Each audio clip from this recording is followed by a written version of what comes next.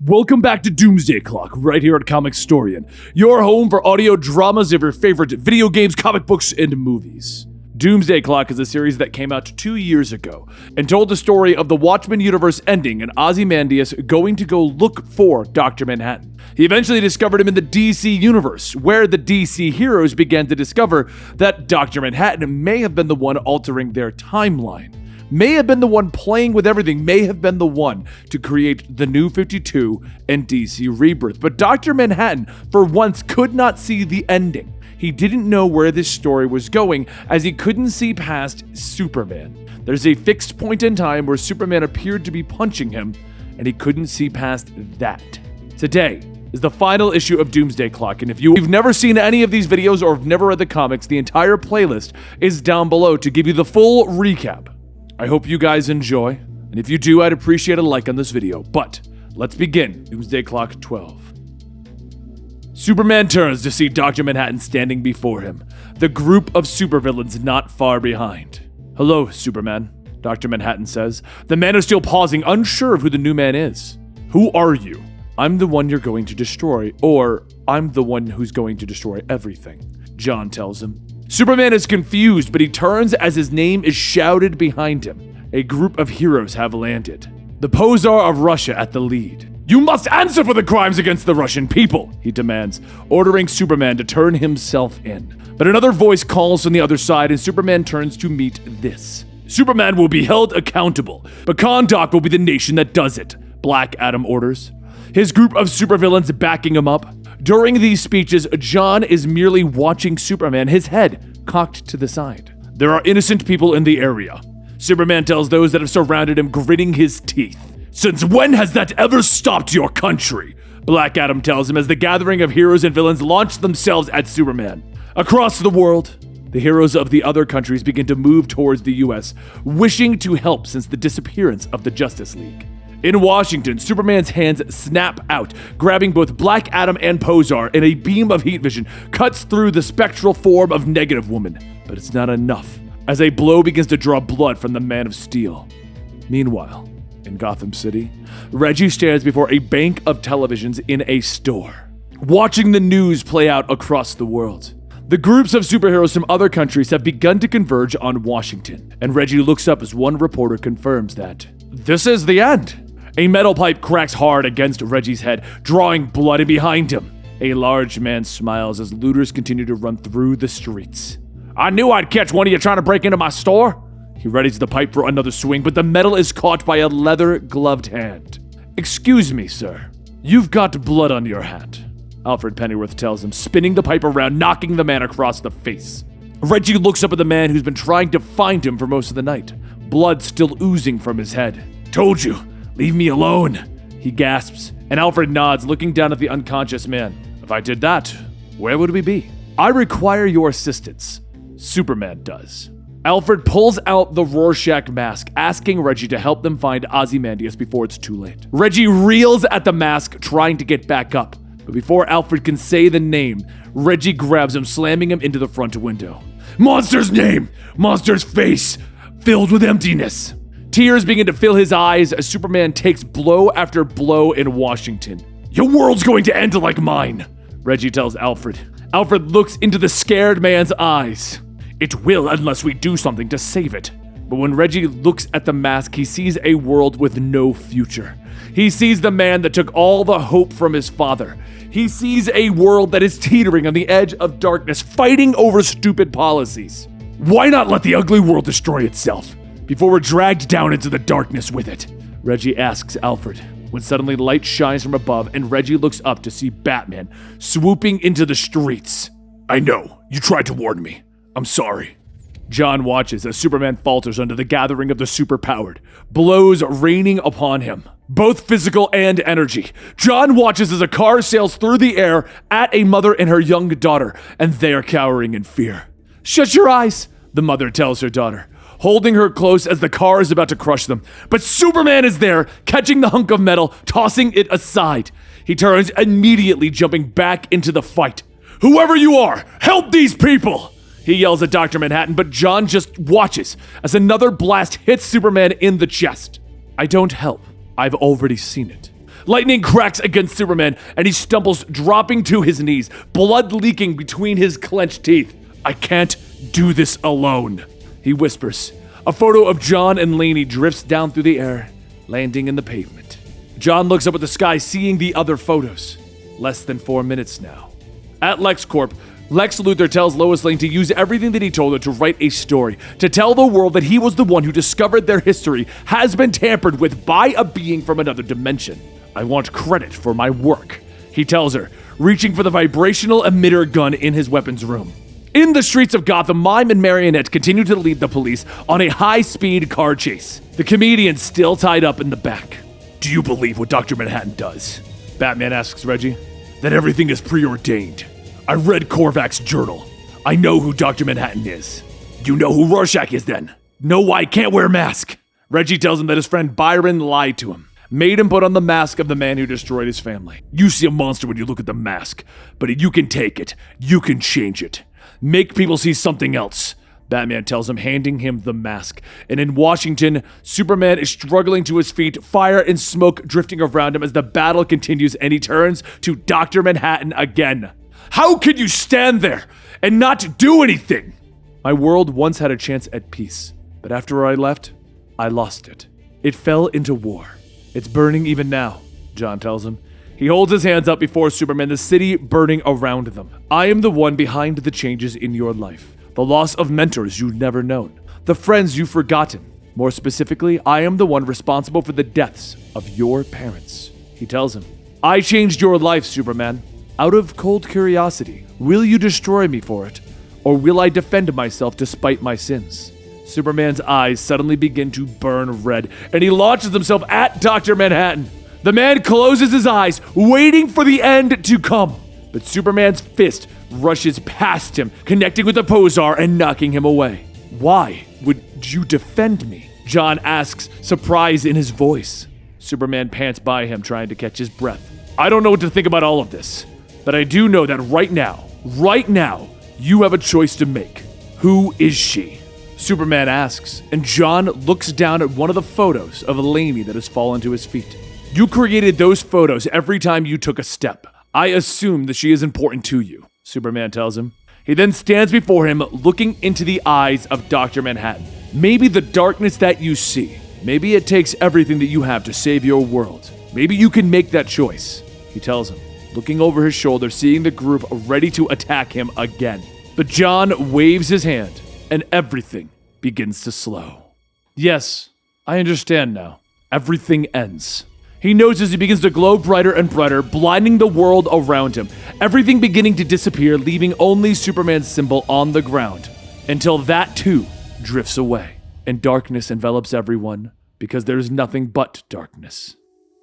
A planet explodes as if lighting the darkness, as if starting the universe, and from the destruction, a rocket ship barrels through space, and as always, it begins with a child. The metaverse forms around the child who will one day become Superman. It lands on Earth in different times and in different eras. In one, Jonathan Kent is telling his young son to hide his powers, that the world isn't ready to see someone like him. But Dr. Manhattan goes back, shifting the Green Lantern back within the grasp of Alan Scott, saving himself and becoming the Green Lantern. Jonathan Kent then tells his son that the world had heroes once, the Justice Society of America, and that if Clark was ready to show the world everything that he is capable of, well, the world is ready too. Clark smiles, thanking his pa, getting out of the truck to go to his dance. In one world, this is the night that Superman lost his parents. The truck is rear-ended, sending it careening into a tree. But in this world, Clark isn't hiding. He isn't afraid, and he's inspired by the heroes of the past, and he steps into the light, and the truck is stopped by Superboy. In this world, the Justice Society exists. And because of this, Superboy exists. Because Superboy exists, the Legion of Superheroes exists. As the metaverse reforms, time catches back up, and Adrian stands in his lair, watching the events unfold on the news. Babastus hissing in his hands as they both begin to feel the change. There's a bright light, and a legionary ring is suddenly gone. And in his cell, Johnny Thunder turns to find the Green Lantern glowing bright, a voice calling out to him, asking if he forgot. "I did, didn't I?" He smiles before yelling, "Say you!" In Washington, Black Adam punches Superman across the face as the hero is overwhelmed, but everyone is suddenly thrown clear of the Man of Steel. A little telepathic push will clear them away, someone calls, and Superman looks up confused. Who? The smoke and the fire below begin to clear, showing a new group of heroes. You remember us now, don't you, Cal? Sorry relates, son. Jay Garrick tells the Man of Steel, tipping his winged helmet. Superman nods, smiling, turning back to the group of villains, an army of superheroes from the lost history of the metaverse now at his back. Better late than never. He calls as they charge into the fight.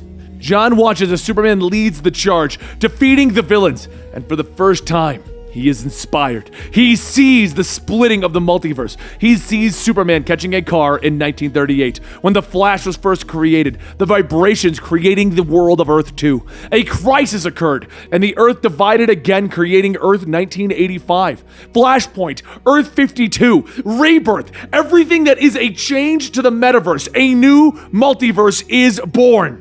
To preserve Superman, John looks to the future and sees that in 2020, Superman's timeline will be threatened again by the energies of the new gods. In July of 2025, a new crisis will erupt and Superman will be revitalized. In 2026, the timeline will be restored and Earth 5G will be born. In 2030, a secret crisis will begin. Superman will fight against the author himself and a green behemoth stronger than even Doomsday. A young boy is found in a field in 2038, in 2045, in 2162, in 2965. In every era, a rocket arrives and a young child is loved. Superman is made. John looks on and he understands that Superman's purpose throughout the metaverse. He shows them the way. Adrian briefly glances over his shoulder. I did it again, he says to Batman and Rorschach. Did what exactly? Everything we needed to clear Superman was on your ship, Batman tells him. Yes, I know. It's all going according to plan. Suddenly the room is filled with a blue light, and Batman is left standing in the room alone. They all appear in front of the Washington Monument, standing beside Mime and Marionette and the comedian. I know what you've done, Adrian. Adrian nods, explaining that he knew that Superman could convince him. He just had to arrange the meeting. Let's go home. Everyone lives today. That's when a gunshot echoes throughout the empty space as a round cuts through Adrian's stomach. Except maybe you, Vite. Goddamn asshole. The comedian spits, his pistol smoking in his hand. He turns the gun to Mime and Marionette when suddenly he begins to vibrate. Lex Luthor standing there aiming his vibrational emitter at the man and smiling. He's sending him back to where he came from. Edward Blake disappears, returning to the point in time where Dr. Manhattan pulled him out of. The comedian sailing through the air, and he hits the pavement below his apartment. Reggie leans over Adrian. We all get what we want, Reggie. I get to die a hero. John gets a purpose. You get revenge. But Reggie pulls off the Rorschach mask, jamming it into the wound to stop the bleeding. You live. Pay for your crimes. Rot in prison. Reggie snarls at him. John turns to Mime and Marionette, telling them that they will not be returning to their world. We want our son back, Marionette yells at him, but John nods, telling her that his plan is for them to see their son again, and he will need an anchor in this world. As I did. In a flash, John is gone. It is 1954, and he arrives once more at the diner where he was going to meet Carver Coleman. The man sits across from him, shocked to have learned that he won't be on this world in 1 year. I have not been a good friend to Carver, but I can see so many futures now. Can make a good choice. John tells him, looking at his friend. Don't be afraid of what you feel. Carver would come out when his mother blackmailed him, telling the world his secret. Shunned for a time, he would eventually find acceptance in Hollywood, passing on in 2005 with his partner of 40 years at his side. The news plays out, and Clark listens with his super hearing as he and Lois walk through the streets of Metropolis. He tells her that there's a long road ahead, but she knows. But it's not too late. You did it. You reached him. You changed him, and he'll change someone too. Because if you have faith in that, there's hope in us all. They stop in front of the Daily Planet as John and Martha Kent greet them. The loving parents run to their children, hugging Clark close. It's so good to see you, Clark smiles, holding his mother. In a blue flash, John emerges once more into his world. It is in ruins around him, but John looks around, and he walks, and with each step, flowers begin to bloom. He sees the future. He sees a young girl standing outside of Adrian's prison, obsessed with his rise and fall. On her 16th birthday, she'll call herself Nostalgia, standing with a full-grown Bubastis by her side. Time shifts, and Marionette has given birth to her son, The nurse will look to the baby basket to find the child missing, and John is walking through the park, the child in his arms. He is standing on Mars with him, pointing to the stars.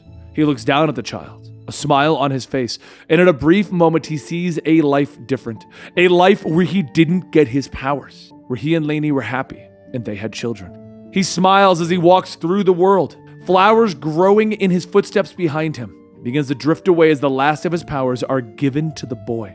And inside the Hollis household, the woman is making pancakes. The doorbell rings and the young daughter runs to the door. "Oh, hi. Can I help you?" she asks the young boy who stands before her. The boy is dressed in a suit and the symbol of the atom is on his forehead. "I'm sorry to bother you, but a friend of your mom and dad's brought me here. He said that they'll know what to do." She smiles at the strange boy. "My mom and dad are making pancakes for lunch. Do you want some? My name's Sally. What's yours?" The boy looks at her. "John calls me Clark." And that brings us to the conclusion of Doomsday Clock. Finally done. Now, at the end of this final issue, when I first read it, I had to reread it because a lot is happening in this issue. A lot is happening in this entire story. It's a lot to decompress.